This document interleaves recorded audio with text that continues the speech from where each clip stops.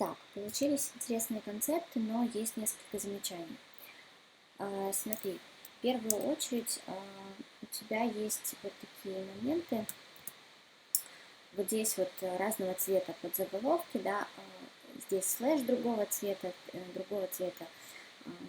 цена, здесь вообще три цвета, да, это не очень хорошо работает, потому что когда акцентов так много, они начинают теряться, да, то есть, все это становится просто вот думать, да, то есть никакого акцента не получается. Кроме того, когда картинка такая пестрая, да, лучше все сделать просто одним цветом. Здесь можно выделить, например, заголовок, как сейчас, да, а под заголовки белым оставить. Так, теперь давай и еще ко всем концептам тоже относится, смотри, в принципе, все новички этим страдают, да, немножко все крупноватое. То есть, когда вы так смотришь издалека на все картинки, выглядит неплохо. Но если посмотреть в режиме 100%, да, вот здесь вот поставить, Photoshop покажет реальный размер твоей картинки, да, то есть так, как он будет реально потом сверстан. Вот, и ты увидишь, что оно все крупноватое. Я ставлю 200, потому что на экране ретина у меня все в 2 раза больше. Вот, да, и, соответственно, смотрится очень-очень крупно. Как вариант, еще можно себя проверить вот здесь в Dropbox, когда открываешь, он тоже можно там открыть на весь экран, посмотреть 100%, да, и ты сразу увидишь как бы в браузере.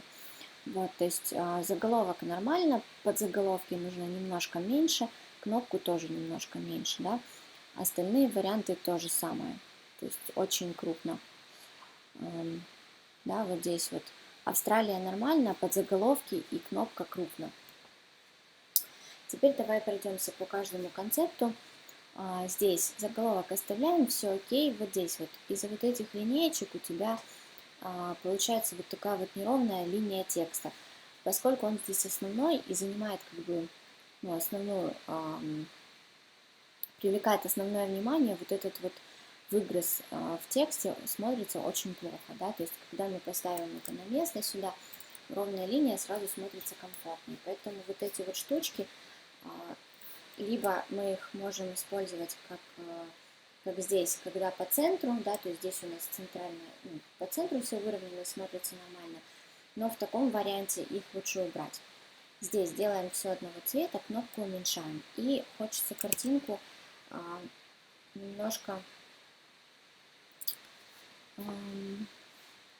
немножко затемнить, да,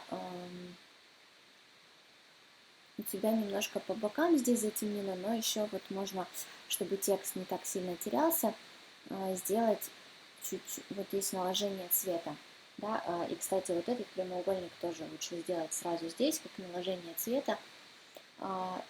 Этот эффект накладывает цвет на всю картинку, и дальше ты можешь его регулировать. Здесь прозрачность и цвет. Вот, можно немножко затонировать черным, чтобы лучше читался текст. Да, вот таким образом, буквально немножко. Так, следующий концепт. Здесь тоже вот эти вот линеечки либо убираем, либо делаем по центру, да, но в этом варианте по левому краю все, тогда просто их уберешь. Опять-таки, все крупновато. И здесь, смотри, получается, у тебя слэш стоит, да, как бы вот в этой строке, в верхней.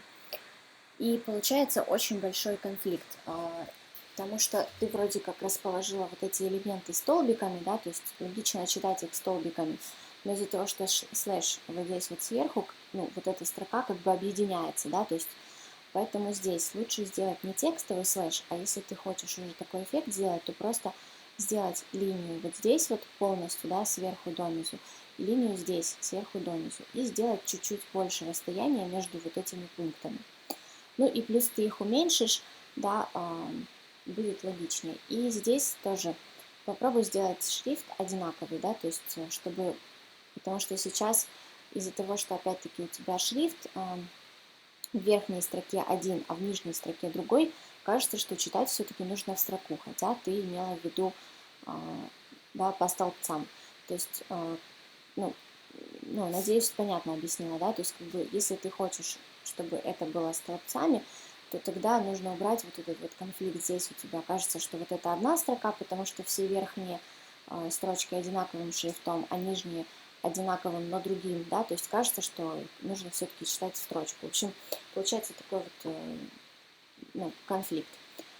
Так, ну и кнопку тоже уменьшаем. По поводу ховеров, normal, hover и active. Да, в принципе, все окей.